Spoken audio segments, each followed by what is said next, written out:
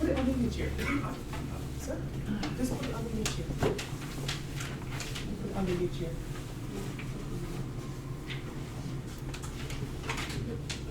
Okay, so we are good to go. Thank you guys all at the very beginning for coming. We appreciate, what day is it, Tuesday? Yes. Thank you very much for coming on a Tuesday night, especially a rainy, cold Tuesday night. My name is Chris. A lot of you I recognize from coming to previous seminars. My name is Chris. I'm one of the trainers here at Nikon Canada. We have Moe Labade. He is one of our NPS tech reps. He will kind of be jumping back and forth between each of us for different parts of this presentation, which is about time lapses. Now, just to kind of get a real rough idea, how many people here have never shot a time lapse, but they're curious about it? Awesome. And then somebody here who gets it every once in a while, but still manages to mess a bunch of them up? And here, who here is a pro and could get up here and do the presentation for us? Okay, I got one. Get him up. Which he actually could. I am in no way he could get up here and do the entire thing without even seeing our slides. So the nice thing about this presentation is hopefully you guys are okay being here till about midnight tonight. That's a good time limit. Is that the door prize for the longest person, to sit around. Jacob's sitting here going, why? I didn't sign up to be here till midnight. We are going to go through a lot, but we are going to do it in a nice kind of stepwise fashion. We're going to go everything from the pure basics, just automatic, letting the camera do it all, and then we're going to really get into some of the more manual stuff where you're taking full control. Mo's really going to go through the most advanced section here, which is kind of what we're going to call the holy grail of time lapses, because you'll see a lot of day time lapses, you'll see a lot of night time lapses, but getting that transition from day to night is very difficult. There's a couple different ways to do it. Mo will be going through it, giving you kind of his take. Now, keep in mind, everybody who shoots time lapses is going to have a different opinion. So the way we do it is even different than each other. Like I was telling him, you got to try this, and he's like, why would I do that? I'm doing it this. So it's very particular. And if you have any questions, feel free, throw your hands up, and we'll go from there. doesn't want to listen to you, why should we? That is a fantastic point.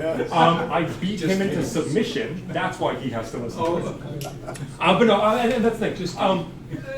You are kidding, but it's a really good point, because to be totally honest, the way I do things may not be the way you should do them. So take everything that we say with a grain of salt, find your own route, but a lot of what we're going to do tonight is going to try and give you a really good baseline onto how to get into time-lapse photography and how to get better at it. But before we even do that, I'm going to talk very quickly just about a little project that I did in the summer, specifically shooting time lapses with the Z7.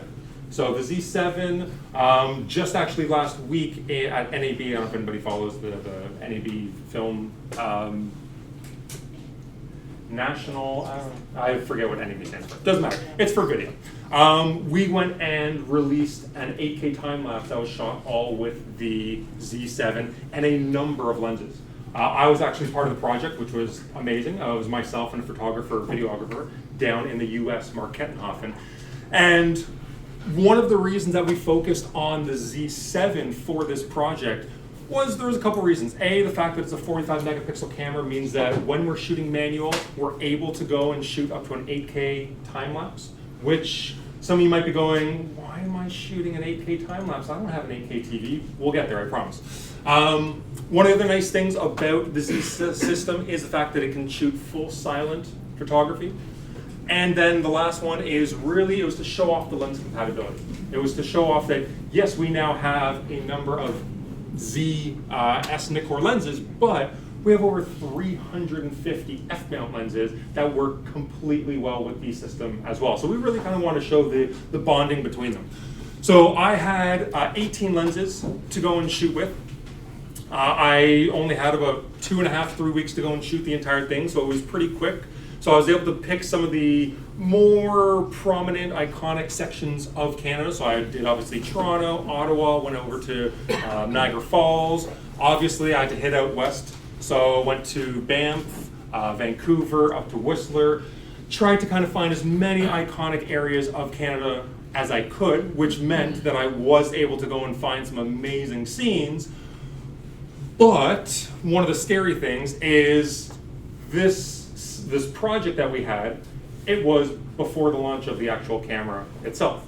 So it was a little bit scary to go and be talking about not only shooting the camera out in the wild, but to be shooting time lapses out in the wild. Because you go out with a pre-production camera sometimes, and okay, you gotta hide it, shoot, okay, it's back in the bag, everything's good, nobody saw me, I'm golden. Well, with a time lapse, I'm guaranteed to be there for at least 5-10 minutes. And it's a pre-production sample, so it sometimes may not be fully functional, so I might have to redo the sequence 2, 3, 4 times. So, who here's been to Niagara Falls, dead of summer, when there's 10 people deep?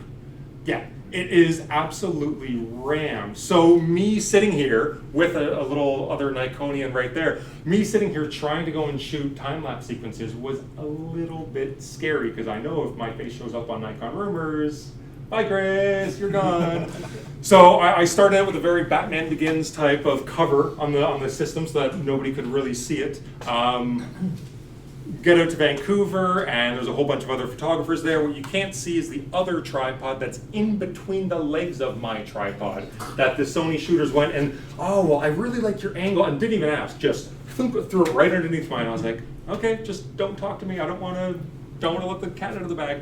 So it was a very, very fun project. I got to see a lot of fun situations. I learned all the ins and outs of shooting through hotel windows. So if you've ever wanted to do that, good luck. Make sure that literally you bring a towel, you bring something as black as you can, and bring lots of gaffer tape, which you'll hear a lot about from Mo. He loves his gaffer tape. For this project, I loved it too. On Google, it's called the Ultimate Lens Hood. Ah. It goes down flat, and it's like so. I've seen that as well. I was on a budget. as good as amazing as Nikon is, we still have budget constraints. So when I said that I had to leave in 2 days and I needed to do, I kind of went, oh, I don't have the money and I don't have the time to actually get something like that. But there are definitely commercial options out there. I went for the rain jacket, put up against the window approach. I know it did mean a lot of late nights and a lot of early mornings. One of our managers here said, Chris, it looks like you're being pretty lazy on the job here. I'm like, yeah, that's at 4 in the morning. Let me see you get up at 3 to get there to go shoot the sequence. And then because of fog, have it not even be usable at all. Yes. But it was a fantastic project. It was a lot of fun, and it gave myself a lot more knowledge on shooting time-lapse and just kind of the ins and outs. So, let's start from the beginning and say that we want to go and shoot a time lapse. Before you even get close to figuring out settings, to figuring out where you're going to shoot, you have to figure out how you're going to do it. And by that I mean, are you going to let the camera compile it for you, or are you manually going to do it? Now, I'm being very generic here because this isn't in every single one of our cameras. And actually the manual compilation isn't in every single one of our cameras. Basically from about 7000 series, 71, 7200 and up has the automatic compilation. And then around the 5500 and up has the manual compilation. So not every single camera is going to have it, especially if you have a very old DSLR. But assuming that we're all working with relatively the same equipment, these are the two main ways that you have to do it. Do you want to let the camera go and do it for you, or do you want to go and do manual? Now, I will say there's no right or wrong answer here. The way most people do it is they start with automatic because they don't want to have to deal with all the processing that you're going to have to do if you shoot manual. And then once they start seeing a few of the problems that sometimes arise by shooting automatic, they'll slowly start making the move into manual. It's very similar to shooting RAW versus JPEG. How many people here, when they first started, they picked their camera out of their very first camera out of the box, and they just automatically started shooting RAW? A couple people. Well, when you're shooting film, we're getting away from that. But most people, when they start shooting digital, they go JPEG and they transition into RAW just because there's a little bit more of a learning curve. It's the same with time lapses. You're going to start automatic and move into manual. So let's talk a little bit about automatic. What are the good and bad things about it? Well, with our newer cameras, I say max 4K resolution. That's for all of our current cameras, 7500, 850, D5. If your camera can only shoot 1080p video, it can only do a max of 1080p in time-lapse as well. So the max resolution of video that your DSLR has, the max resolution that it can go and shoot time-lapse. The beautiful thing about it is there's no editing required. You shoot it, the camera does it all for you. It'll take all the files you tell it to, but then it'll automatically make a nice little video file, whoop, up out of the camera, and you're all set to go, while still having a lot of control. So you still have control over the interval, the shooting time, the frame rate, whether you want to turn on or off exposure smoothing, which we'll talk a lot more about this later in the advanced section. And then also if you want silent photography turned on or off. The one downside, depending on what you're shooting, is going to be the time limit. So if you have a project where you're filming the construction of a house, a job site, whatever it may be, and you need it to be one picture a day for 6 months, well, that 8-hour time limit obviously isn't going to work for you. But for the majority of time lapses that are even a day to night sequence, they're going to be a little bit less than 8 hours, so you're going to be able to get away with it and at least get comfortable shooting a time lapse with that within that 8-hour time limit. So this was a sequence shot completely in automatic mode. Now I say automatic mode, this is automatic time-lapse mode. The settings itself, the exposure was set to manual. But this was completely done in camera from about, 2 a.m. till just when the sun was coming up, from about 6:30. So completely done by itself, nice and easy, and you're good to go. But once you do start seeing the benefit of shooting manual, then you can go and start using interval timer shooting, or as a lot of people call it, like an intervalometer type mode. So the resolution is really based on the resolution of the still photos that your camera can take. So if you have a D850, Z7, 45 megapixel camera, that's over 8K in terms of a video file. If you have a 20 megapixel D500, well, you can still do over 4K and kind of downsample if you want to. So you're limited to the resolution of the still image coming out of your camera, and you do have the most amount of control. This means not only while you're shooting, but also in the post-production world as well, which can be a giant pain in the butt, but it can also be a savior as well, especially when we start talking about flicker. Now the downside is editing. You must edit your time-lapse sequence. Not only editing the sequence of individual still photos, but compiling them into a video itself. So we're going to talk a little bit about software. This whole seminar it could be, and you could probably go on about just software by itself. But this is more about how to shoot the time-lapse. We will talk a little bit about some of the software we use and kind of what we like to use. But it is a huge, huge component of it, is the editing and using third-party softwares. Okay, so just to kind of give you an idea, not only in terms of editing, not only in terms of time involved, but there's also a file size difference as well between shooting automatic versus shooting the manual compilation way. So if you're going to go and shoot automatic, and let's say we're going to shoot 4K, so we're using one of the newer cameras, either the 6 or the 7, the end result is going to be 14 seconds long. So that's your end resulting video. That consisted of taking 420 pictures. The end file is going to be roughly 40 megs. Well, what happens if we went and took that in RAW? Well, those 420 pictures, if shot with a Z7 or D850, you're going to be looking at about 17 gigs worth of just raw photos. If you're shooting out of the 24 megapixel, whether it's a Z6, a D750, Z72, 7100, you're still going to be looking at almost 10 gigs worth of information just on capturing the time lapse. Never mind all the different components of actually building the time lapse. So there is obviously a big memory card or storage issue that you have to keep in the back of your head as well. How many of you are totally being scared away shooting manual at this point? Okay, good. So in your brain, you figured out whether you want to shoot automatic or whether you want to do it the full manual way. Now we're kind of getting into the environment that we're actually going to be shooting the time lapse in. And this should now be at the top of your brain, motion. Because a lot of us start off as photographers, and for photographers it's more about the light, how the light interplays, the textures, and that's fantastic, but it's a very, very different medium than shooting video, or in this case, time lapses. Because with time lapses, you need some sort of motion within the frame to help draw the viewer through it, or else you're just gonna sit there with 400 pictures of a forest with nothing moving that no one's gonna wanna watch. So motion is a huge part that you really have to factor, and it can be one of a million different things.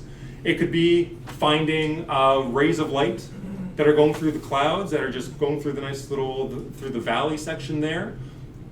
You can go and get lucky. You can get not only water motion, but you can also get cloud motion. You can go and get the sunset with the color changing.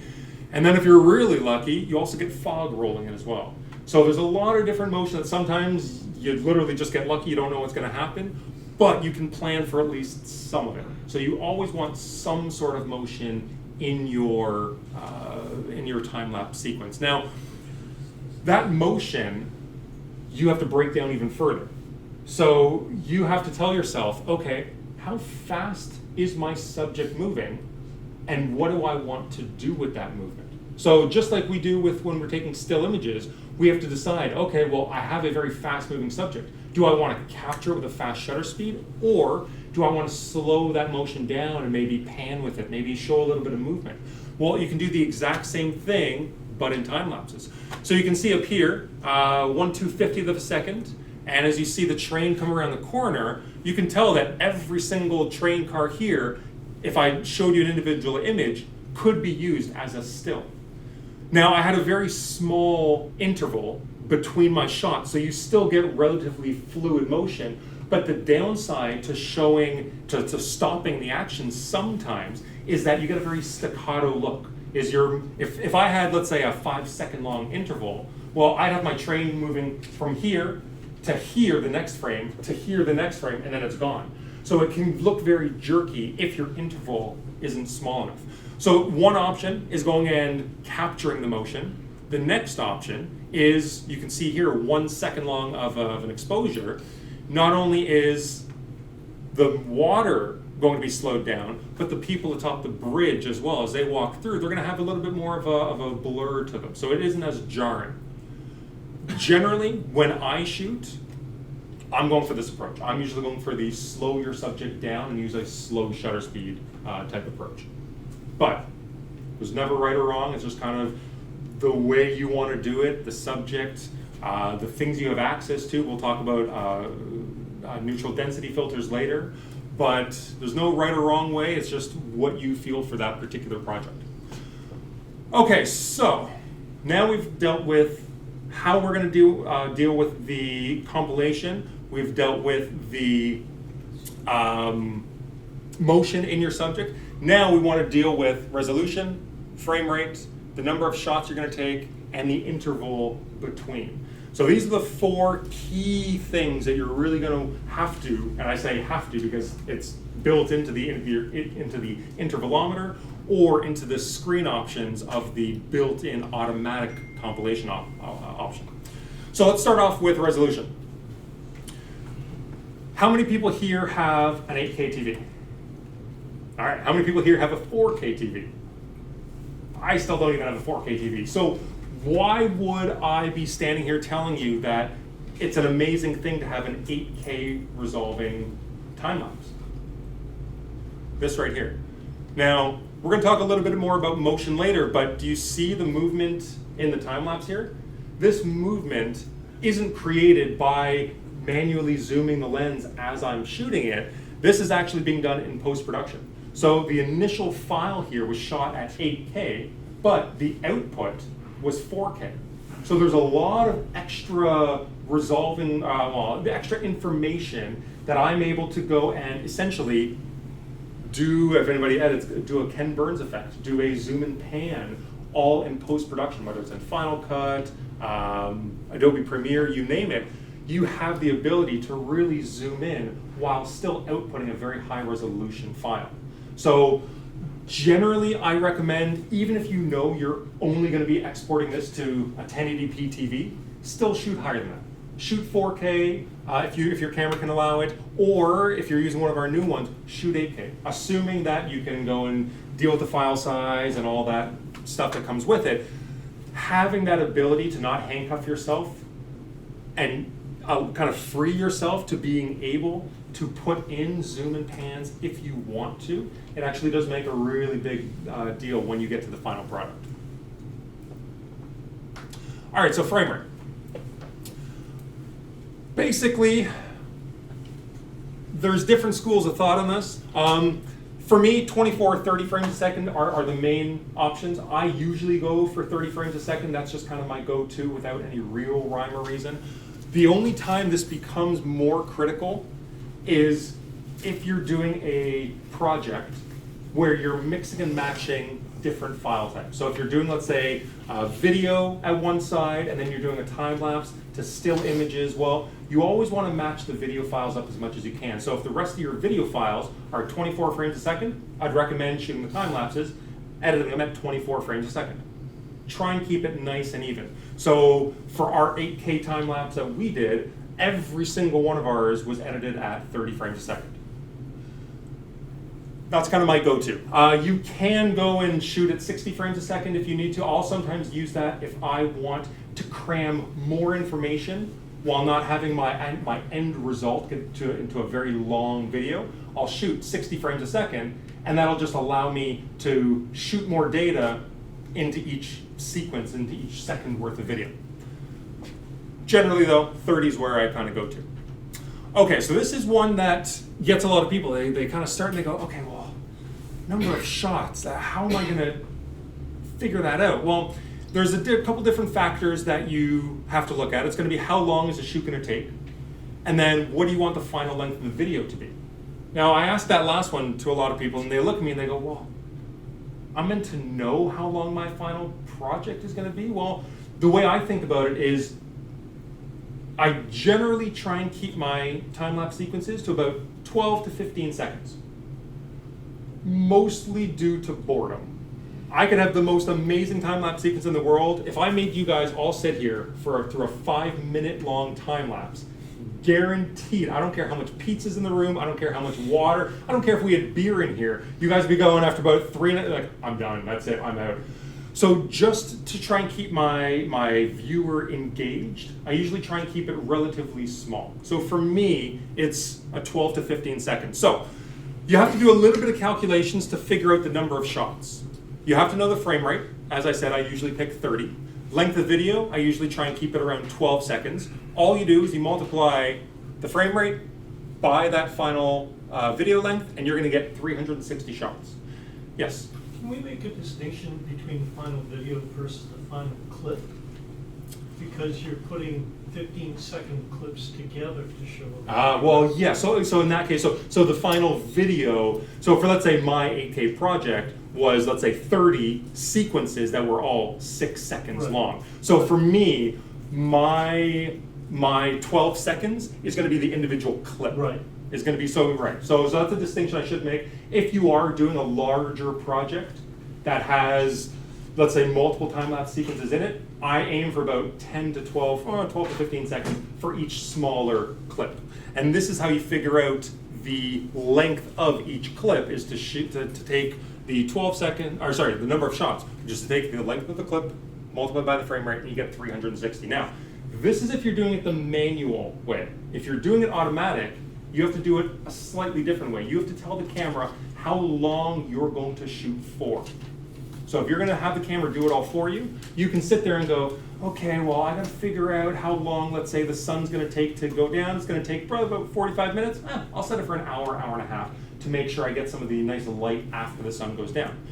The fantastic thing about shooting the automatic way is there's actually a small little calculator that basically a formula pops up for you. So anytime you change the interval, your frame rate, the length of time that you're shooting, it'll automatically in real time show you in blue how long your final clip is going to be. So it's actually pretty handy.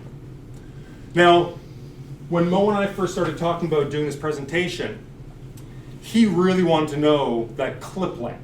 That for him was, he wants to be able to figure that out.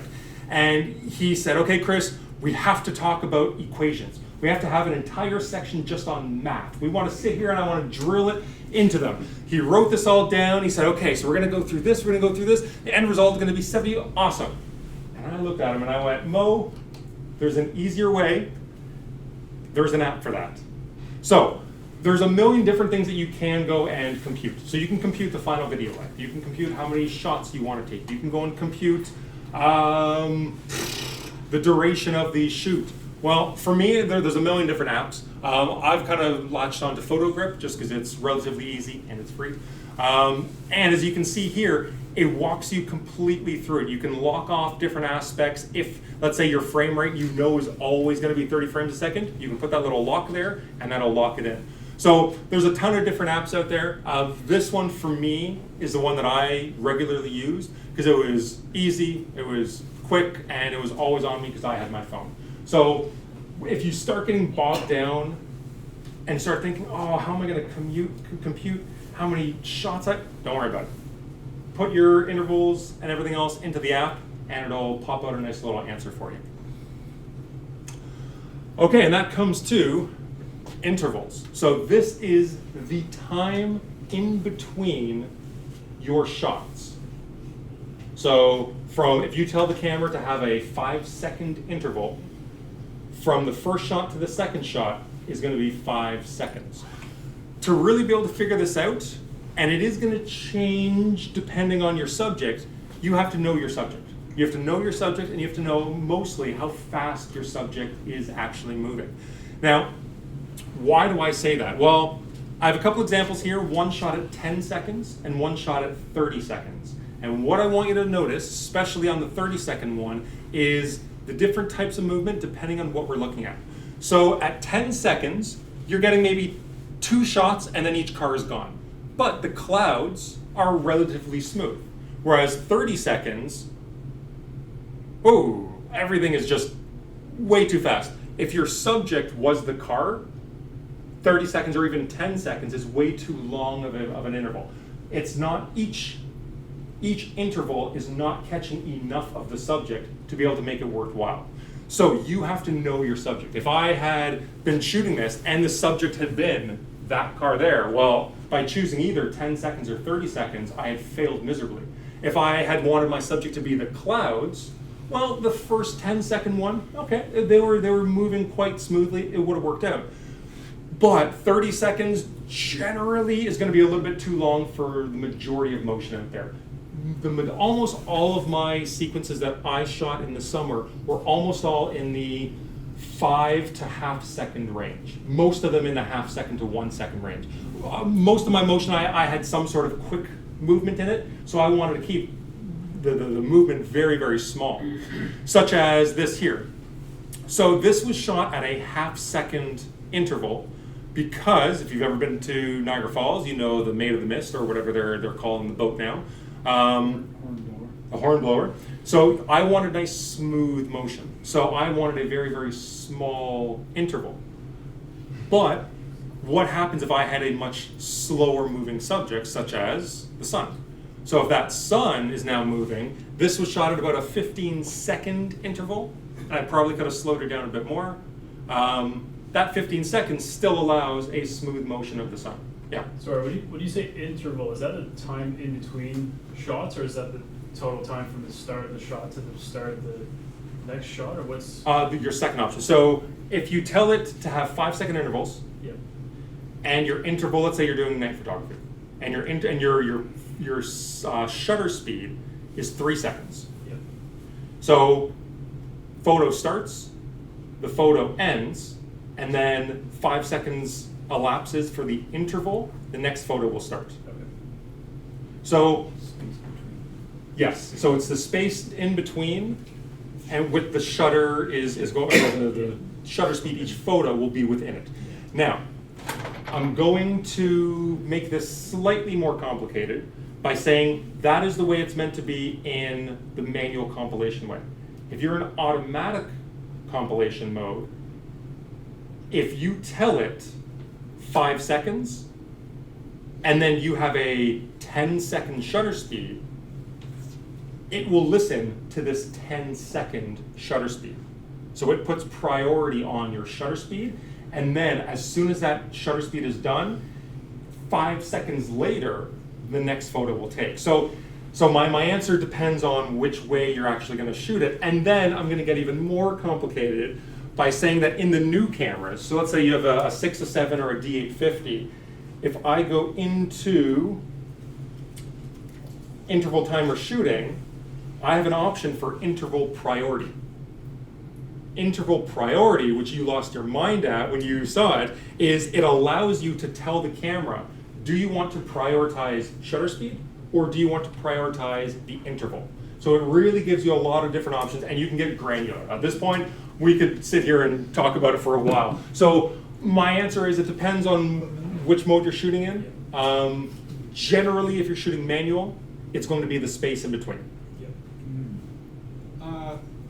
Is that a 5-second interval includes the writing speed in the memory? The sitting. Okay. Okay, everybody stretch. So, if you're shooting silent photography, so this is only available in the Z6, the Z7, the D850, and that's it. If you're shooting silent photography, the processing time, because it's being done all silently, is actually a little bit longer. So, generally, I'm not shooting silent. I'm shooting pure mechanical shutter. For a number of reasons, I just like to hear that it's going. I just like that the satisfaction of knowing, okay, my time lapse is still going on.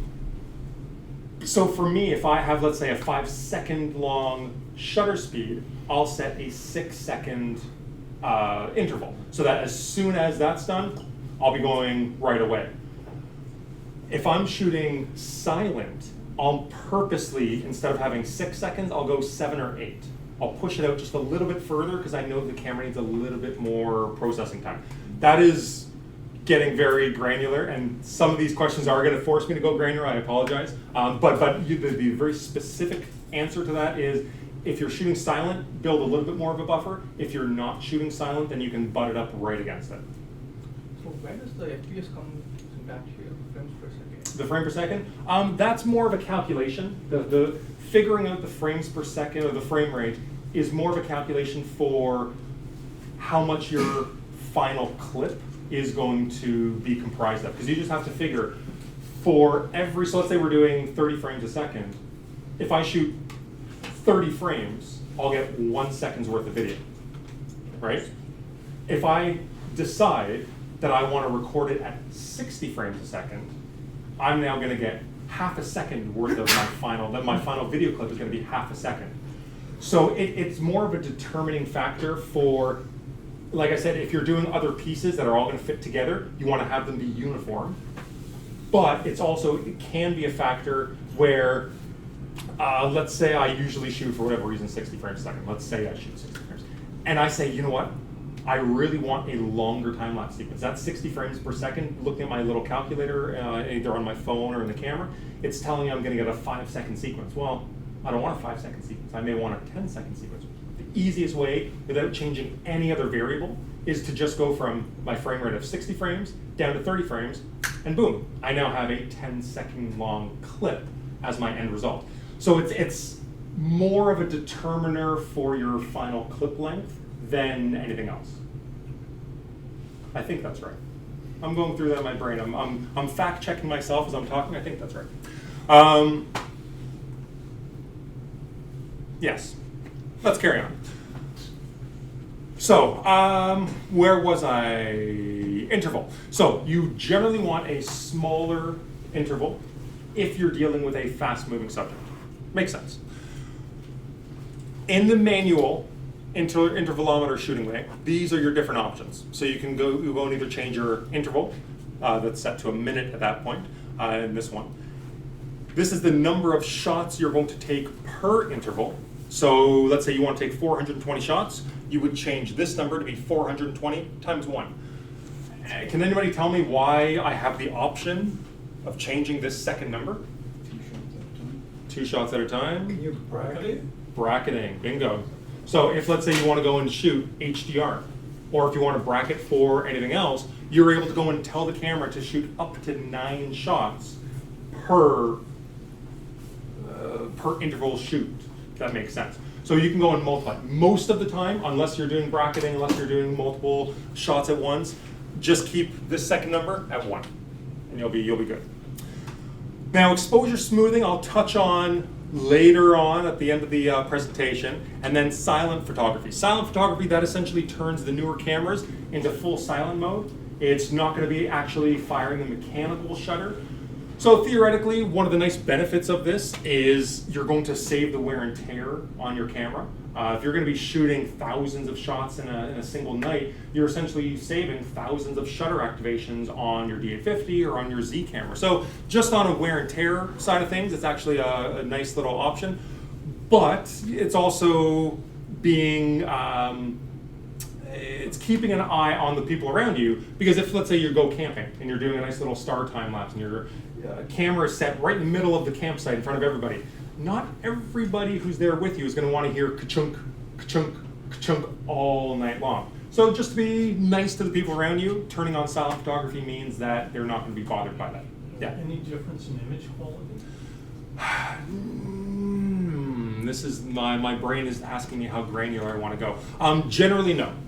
Generally, I would say no. In certain situations, if we were inside with lights that have a varying frequency, silent photography means that you're using a full electronic shutter, which means the start and the end is being done electronically. You can get, in certain indoor lighting scenarios, banding on the light caused by the varying of the frequencies.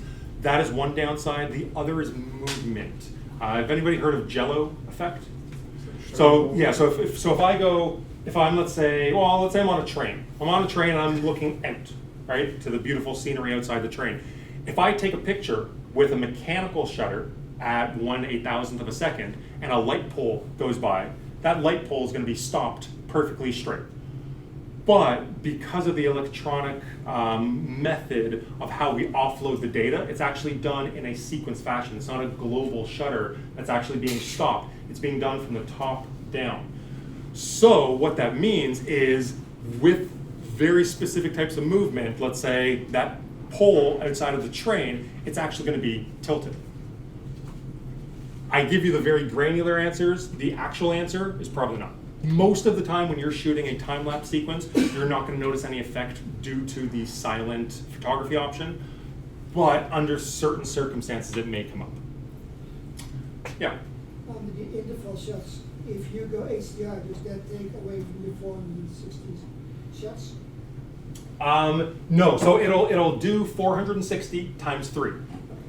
All right, so you'll get the 1300 and whatever. And then you can go and tell it to start now or start at a later time. So if you're shooting that night sequence and you don't want to be up till 2 a.m. to start it, well, you can at 9 p.m. go and tell the camera, this is when I want you to start, and keep the camera on, and it'll automatically start when it comes to that time. I will say one huge thing that I would absolutely recommend if you're shooting the manual way is go to starting storage folder. That's the next option down here.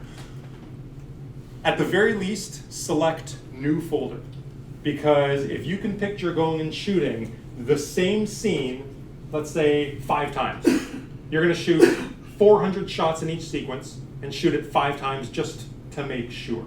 Well, that's now 2,000 shots all in one giant folder, and how are you going to figure out where one starts and where one ends? It becomes an organizational nightmare. So what I would highly recommend is go into this option and select new folder, and every single time you start a new time-lapse sequence, a new folder will be started. I also do the reset file numbering. I don't know why I do it, I just do it. It makes me happy seeing the 001. It's just me. Okay, so I'm now going to sit down because Mo is falling asleep over here. So I'm going to let Mo. I'm going to let Mo go through for the next little while some of the more advanced features, but also just some tips for going through and shooting time lapses. Okay, guys. So I'm going to start you off really smooth and easy before diving into the meat and right into the actual time lapses. So I'm going to give you a couple of tips. how to start shooting time lapse, what kind of gear you want to start off with. So obviously the first thing you see here is you want a sturdy tripod. Having a sturdy tripod is actually essential when you're shooting a time lapse, especially for your composition. If you're doing automatic compilation, where the camera actually puts together the time lapse for you and then pushes out a final video, it kind of ruins your time lapse in case, say one day you just knock your tripod to the side or you're shooting from a rock.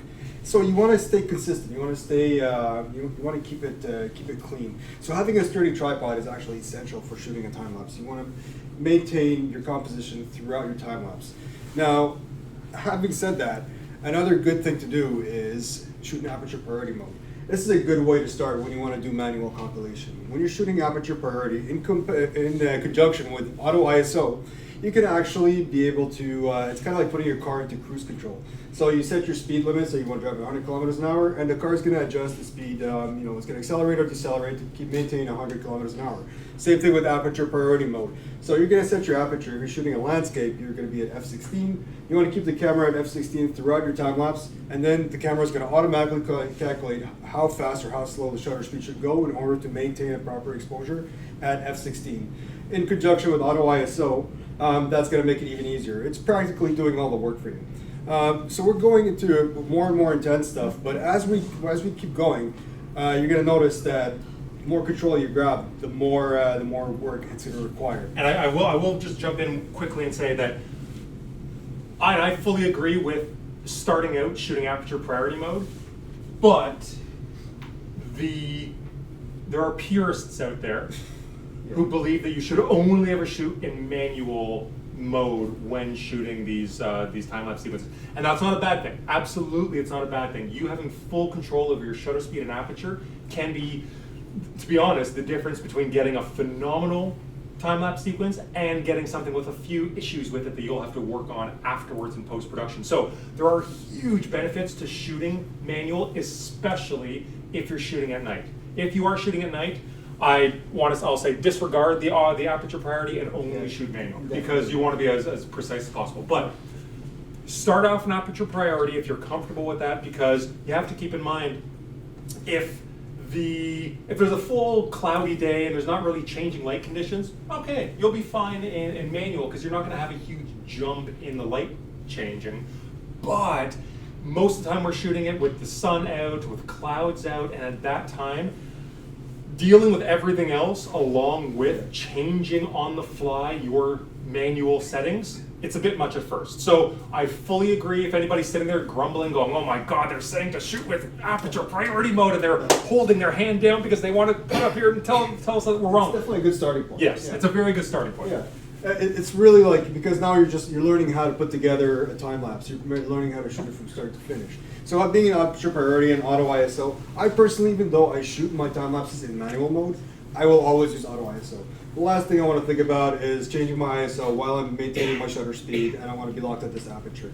So auto ISO, I can set it to a maximum or a minimum, depending on what I want. So I don't want it to go above 12,800 ISO. I don't want my shots to be very grainy. So I'm going to set it to be at 12,800 maximum ISO, or 6,400. Usually I like to stay around that threshold, and let it roll.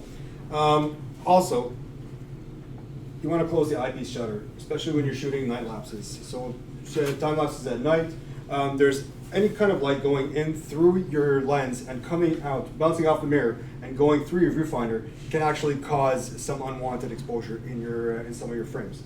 So the best way to do this is by closing your eyepiece shutter. And most of our cameras actually do come with a little accessory in the box that locks up the eyepiece shutter.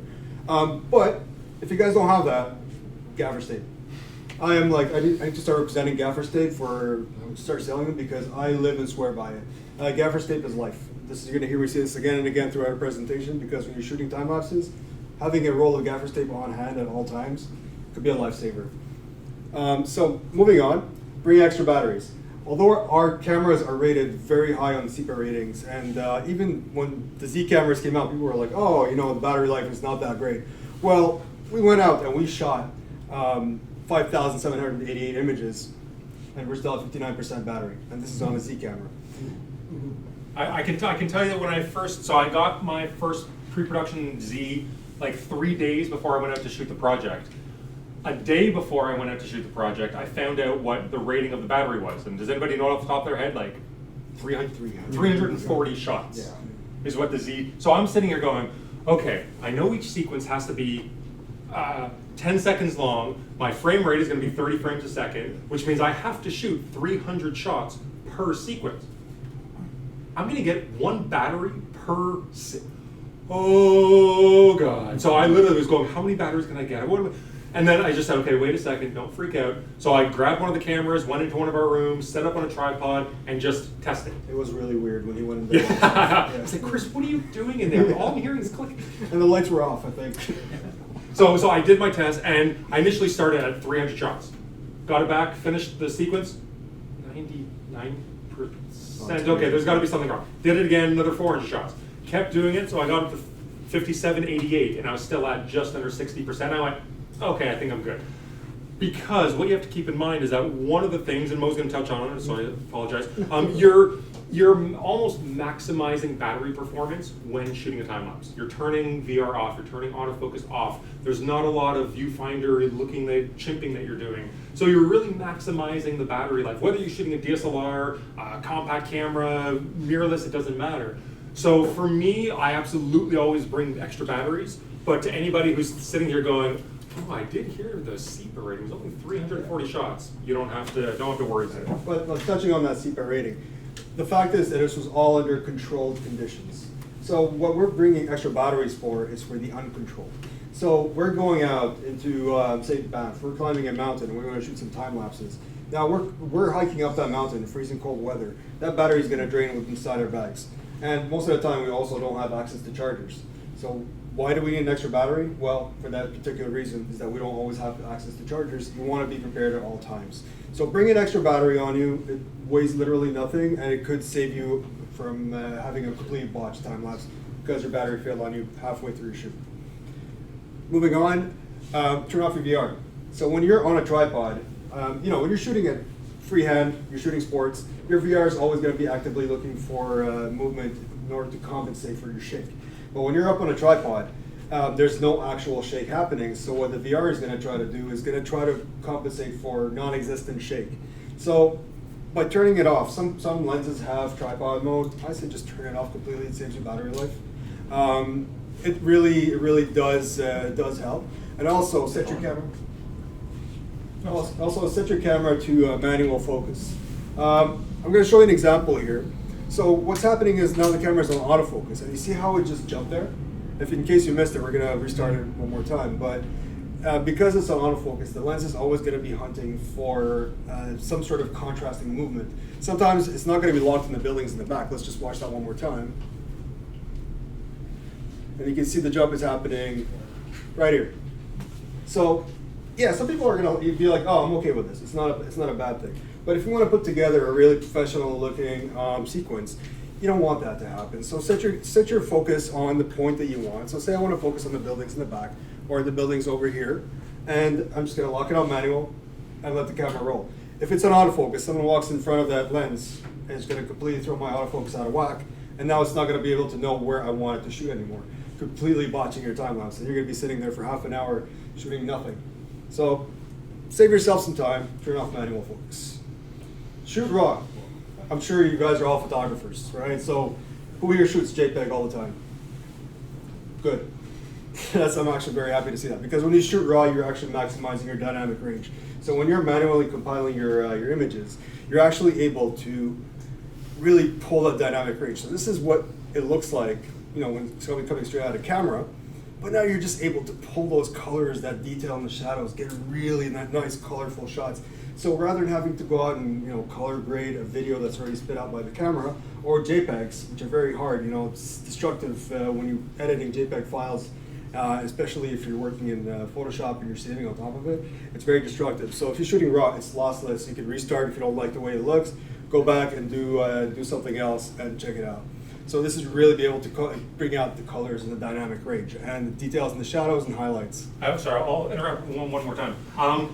One thing I will say is if you are doing it the automatic way, does anybody change their picture control in camera? That's a good point.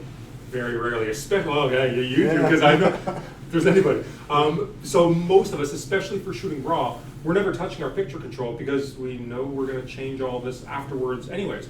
But if you're doing it in camera, letting the camera compile everything for you, Mo just said something really special a few minutes ago. Special, wow. Sorry, that's not the word I wanted, but it came out. So you said something very special, which is, if you already have a video file spit out from the camera, you don't have to go and grade it. Well, how much play do you think you're gonna have to go and get the colors right if you already have a movie file? It's gonna be very, very, very small. So one of the reasons to change your picture control is to make sure that your colors look as close to perfect or perfect as you can make it out of the camera. And then once you get that movie file, if you have to make any very small changes, you're able to. So I actually have a lot of custom profiles in my camera just in case I need them. I have them if it's a super sunny day, I have it if it's a shadowy day and I want to bring up the shadows.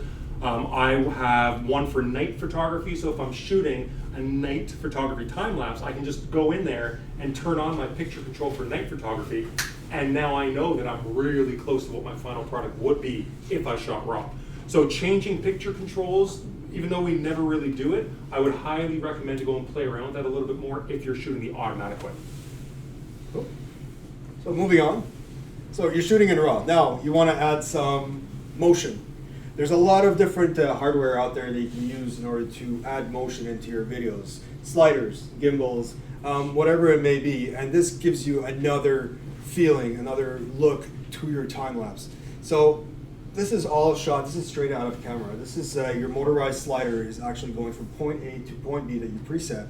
And as your camera is rolling, your robotic slider is gonna inch, one shot at a time towards the right, left, and pan up, depending on what kind of gear you have. Now, included with the Z6 Filmmakers kit that we're actually just released is the Moza gimbal, which actually has, through the application, there's an app for it, where you can actually program different presets for time lapses. So say I wanted to start off on a level pan and move upwards towards the sky as my camera is shooting over time. So that really gives it a more dynamic feel, it gives it a more professional look. It really does look great, especially if you're working on a series of sequences, but also bring a variable neutral density filter. Now I'm going to try not to break this again because I broke the box last time. Give it to me. You're not. I'm not. I don't I got trust you. it. Because I'm more used to clamshells, but this is actually just pull it out. I'm gonna break it. Okay, I got it. All right, so you guys know what a neutral density filter is. Who doesn't? Never worked with one before. Okay, perfect. You guys know what it is. So basically, it's just it's a filter that you put on your camera, and this is a neutral density. So as you turn it, it's a variable neutral density, and it adds density to your image. So this enables you to actually shoot during the day, during broad daylight. You're able to shoot long exposures. So if you want to get that creamy look in waterfalls, usually by dragging the shutter to a quarter of a second or even longer, you're going to blow out your image. So you actually need to put a neutral density filter on there. And that gives you an even more rich, creamy feel to your waterfalls rather than a static, not a static, but an erratic, chaotic look that usually waterfalls come with. And also shoot the same location multiple times. Now I'm going to plug in gaffer's tape one more time for you guys, just in case, because when you set up a tripod and you're going out, you're shooting a cityscape, say I want to catch the blue hour.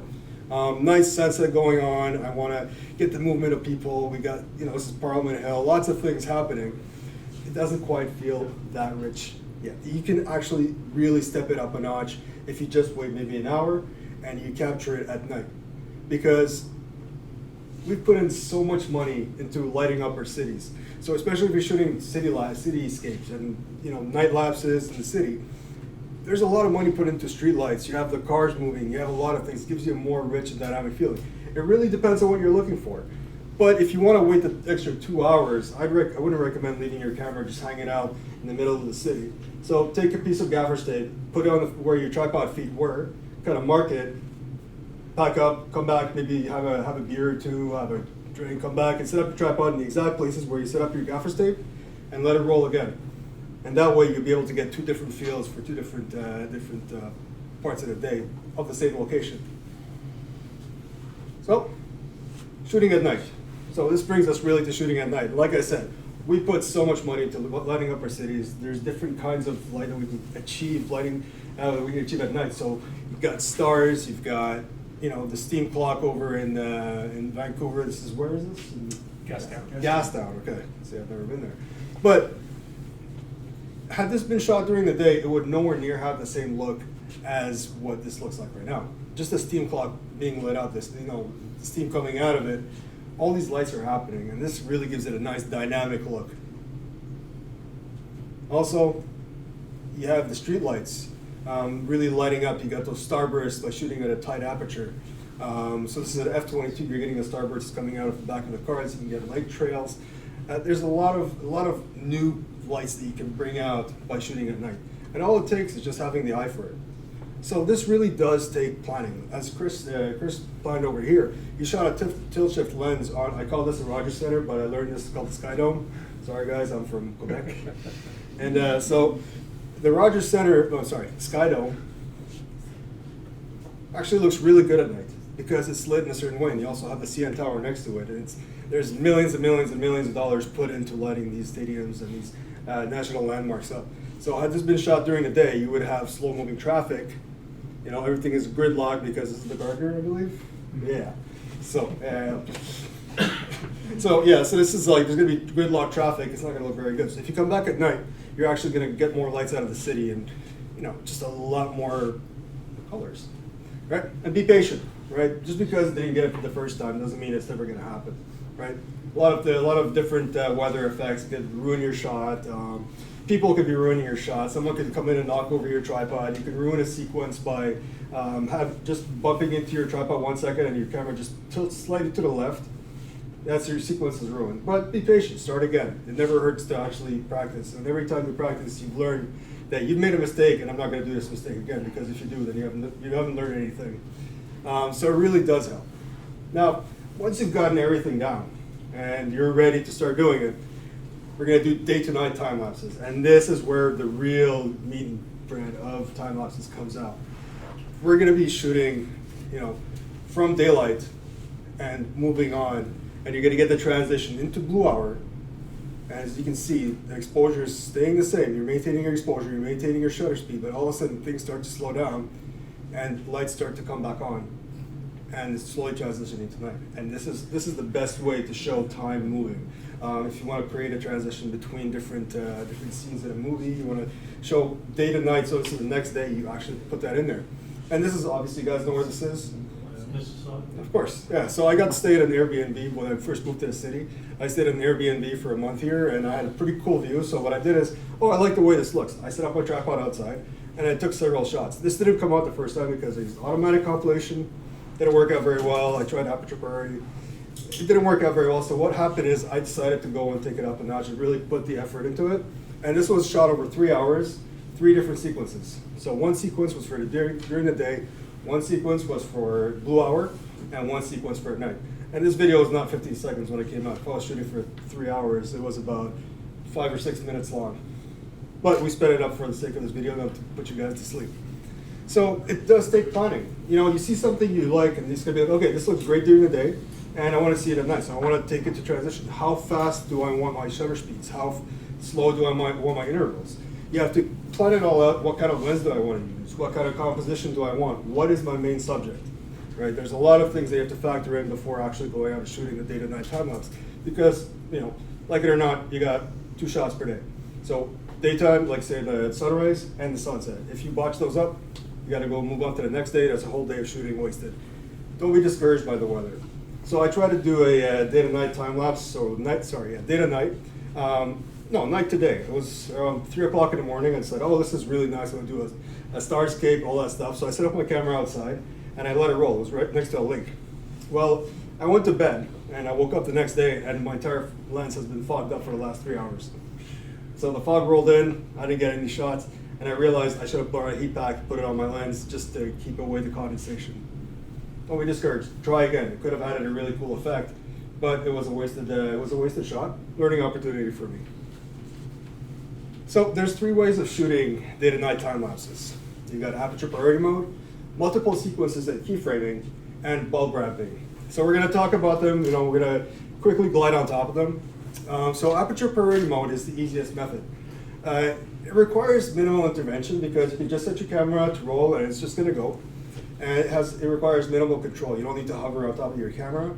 but unfortunately it could result in unwanted flicker. We're going to talk about flicker. Chris is going to explain in the next couple of slides, but we're going to keep rolling for the sake of time. We're going to really, because this is really technical stuff, we're going to talk about multiple sequences and keyframing. So it is precise. Multiple sequences, you're shooting, like I said, you're shooting multiple sequences for your time lapse. You have a sequence for the day, you have a sequence for the blue hour, and you have a sequence for night. And you combine them all after in post-production. It's very precise. It does require you to hover though.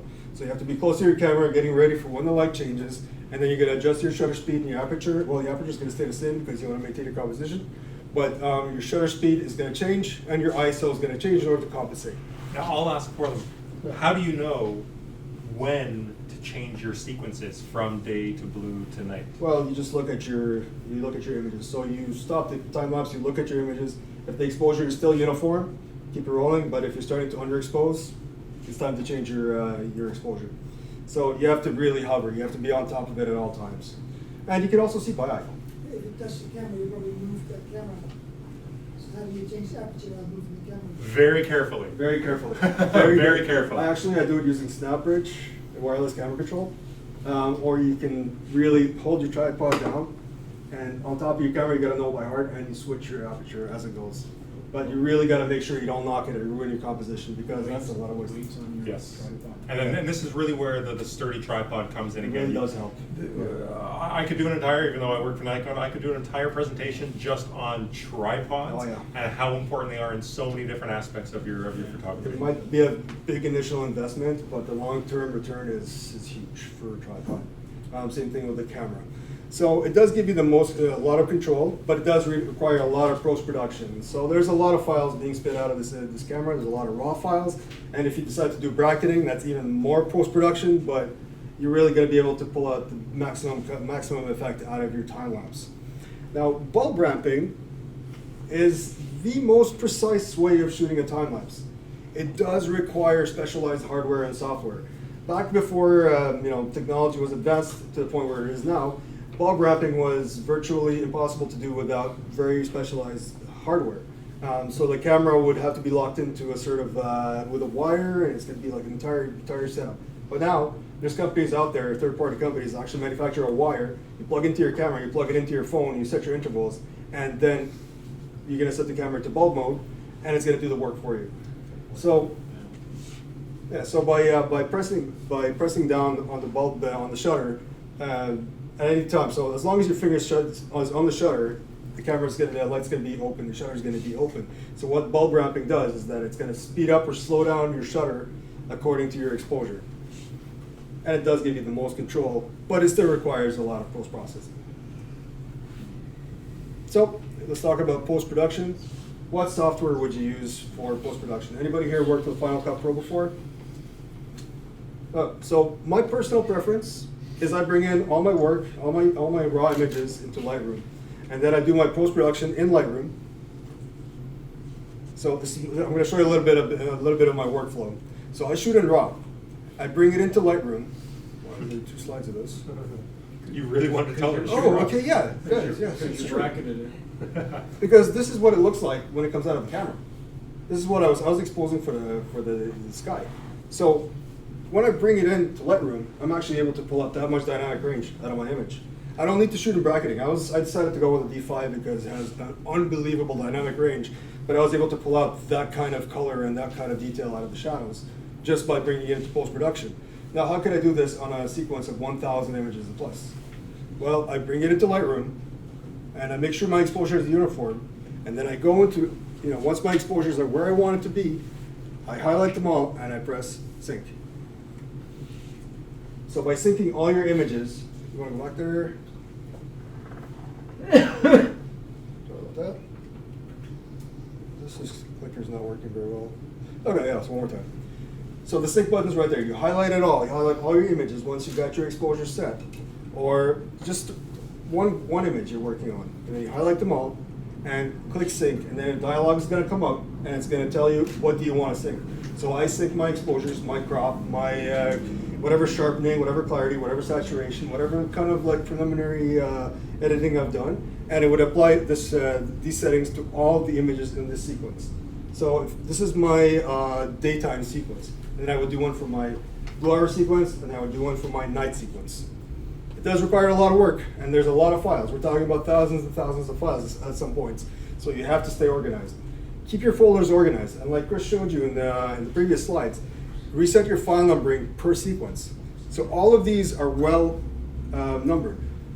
They're all my raw files. Each one is in its own individual folders, and that way I'm able to keep track of where my folders are and where my sequences are. It's very easy to get lost. Very, very easy to get lost. Very easy to lose track of what you're doing. And now I'm going to hand this over to Chris, who's going to be talking a little bit more about third-party software. Yeah, so Moe uses Lightroom and Final Cut.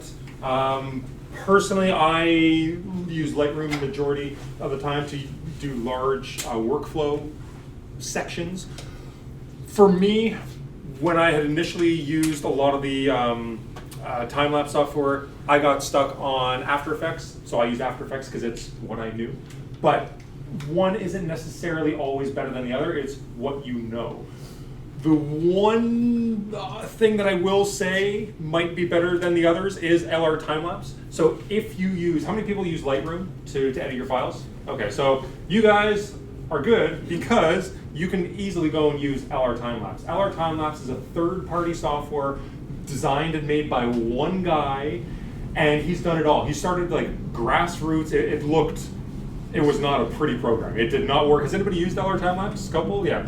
So it did not used to be a pretty looking program. It was clunky. It didn't always work well. You had to kind of figure out your own sequence. Now at the LR 5 version, oh, it is smooth. It is so easy to use. It's unbelievable. So if you use Lightroom, what I would highly recommend is to go and download LR Timelapse 5. There is a free version available. It does allow you to spit out 1080p rendered files. If you do want to push further, or to be honest, if you want to give this guy money because he's done just such a phenomenal job, it's like, what is it, 70 bucks? Yeah, for a person. Yeah, I think it's like 70, 80 bucks. So it might be more, it might be 100 bucks. 70 to 100, I'll give that. It's not my software, so I don't know. Let's say $100.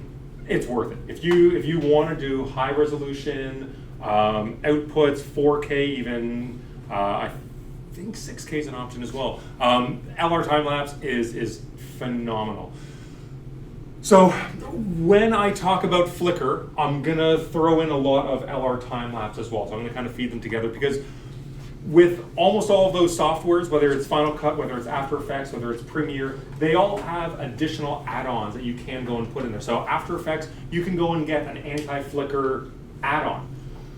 It works, but it's essentially a filter over top of your files. It's not actually changing each individual file, so it's not going to be as effective as doing it through LR Timelapse, which literally helps or is able to change every single file that you have and remove that flicker as much as it can. So, first off, what is Flickr? Well, when we're taking a photo, this is for every lens except the Nikon E lenses or the new Z lenses for the Z series. For the D or the G lenses, this little aperture lever here, if let's say you're shooting at f8, that means f8 because it is going to hit this aperture lever on the lens, which will then close the lens down to f8. So it's a mechanical lever that opens and closes every single time you take a photo. Now, as good as it is, a mechanical way of doing this, there may be slight variance. Is it every single time that if you're doing a 1,000-shot time-lapse sequence and you tell it to go f8, is it always going to be exactly here? Is it going to be a little bit above, a little bit below? So that means that the aperture may not always be going to the exact same location. If you're using an E lens, so any of our E lenses, such as we have our new 24-70 VR here, or the new Z lenses, they use an electromagnetic diaphragm, which means that it's being told electronically how much to go and close that aperture down, so it's much, much more accurate. That being said, what does Flickr actually look like? So there's varying degrees of Flickr. If you notice the sky, see that flickering you're seeing? So if I took this sequence of still images, printed them out to 8x10s and put them on the ground here, guaranteed we would not be able to see that variance in exposure from frame to frame. But as soon as we go and put that into an actual time lapse, our brains are really good at being able to pick up that flicker. So the flicker is being put in there because of a slight variance of exposure from frame to frame.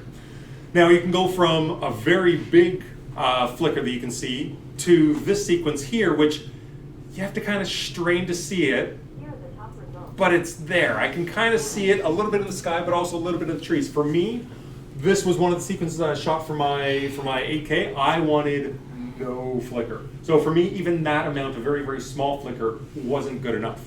So I asked Mo to go and run this through how he does it, just using basically an add-on on top of Final Cut. It did an okay job, but the flicker was still kind of there. Now, there's a couple different ways to get rid of flicker. There's the software solution, let's say Final Cut, and then there's an in-camera option as well. So in camera, I would always recommend to turn on exposure smoothing. Exposure smoothing is essentially going to try and make sure the variance between frames is as small as it possibly can be. When it comes to the software solutions, there's a couple different options. There's the add-ons, like I said, but the most effective way that I've seen is LR Timelapse. So in LR Timelapse, and I won't go through the entire thing because it's just a little bit too long, but you walk your way through step 1, 2, 3, 4, 5. There's actually a deflicker option built right into it. Now this is actually being done on JPEGs. If you had shot it as a RAW file, it actually has a visual deflicker option as well, which just gives you a little bit more control. You can do multiple passes. It can get very, very granular, but it does a fantastic job. So I've shot sequences that I looked at and I said, there is no way that I'm gonna be able to get a usable time-lapse sequence, because when I went and just did the quick rough edit, I just want to see what it looks like as a very small video file, and then to go ahead and see, okay, do I want to post-process everything? I looked at something and went, there's no way, absolutely no way. Ran it through LR Timelapse, and they came out looking so smooth you would have no idea. So that same sequence that I showed before that had a minor bit, you go and look at it after it's gone through LR Timelapse, and this is, again, JPEGs, not RAW files, so you have even more control over RAWs. You're able to completely remove flicker. So if you have any flicker issues that you're seeing in some of your time lapses that you shot manually, I would go and try out the software, especially if you shoot Lightroom. It works seamlessly, talks seamlessly with Lightroom, and it'll be worth that $100 for it if it helps basically save a lot of your sequences. Now, flicker, I will say, is probably the #1 reason why, if you start shooting automatic, why you're going to get into the manual version of shooting time lapses. If you shoot in the automatic way and you start seeing, let's say you're using older lenses that may not have the super accurate aperture, you will start to see, even with exposure smoothing turned on, some flicker jump in. So at that point, when you start seeing that flicker, you're going to go, okay, I know what I have to do. I have to steady myself. I have to get ready. I have to go and shoot the manual compilation way.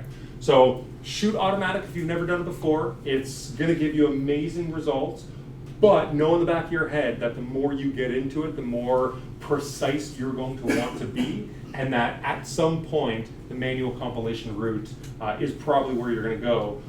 Or it just depends on the type of person you are. Mo is very precise and I'll almost say anal. I'm very lazy, so I'll usually sometimes shoot the automatic way. So it really depends on what you're looking for and how much time you have to put into the actual project itself. But there's never a right or a wrong way. Start with one, see what works, move to the other, see what you like and dislike about each of them, and just give it a try. That's honestly the biggest thing is, with time lapses, give it a try, be patient, and try again.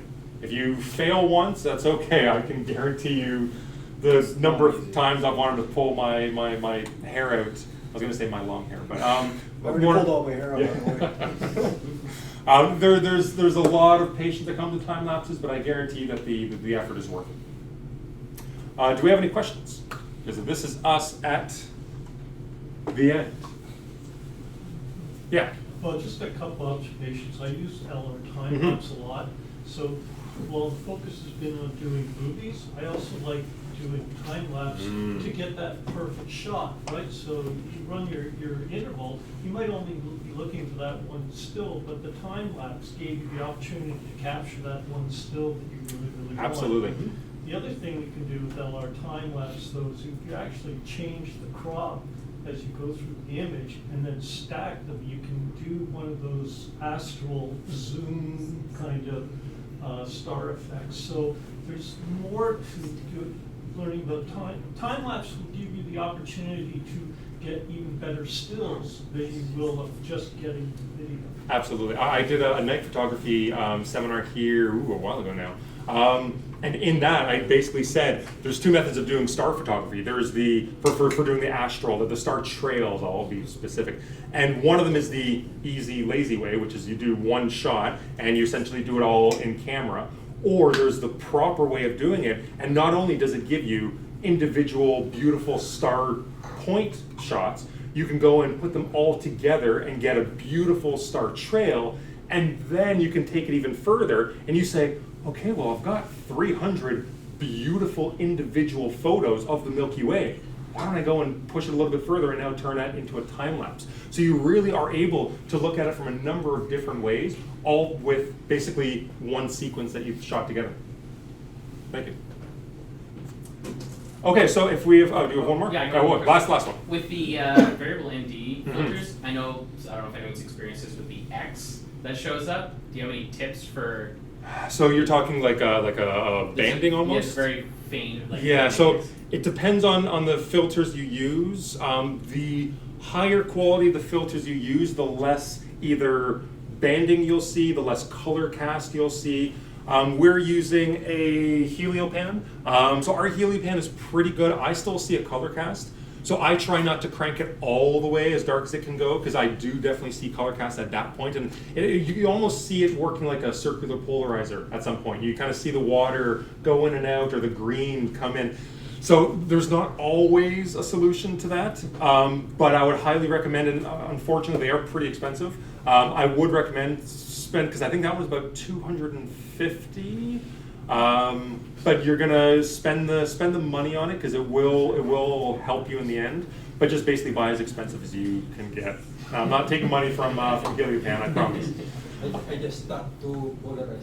Oh yeah, you could just put multiple polarizers on, and that'll eat. And so we actually have a polarizer up here.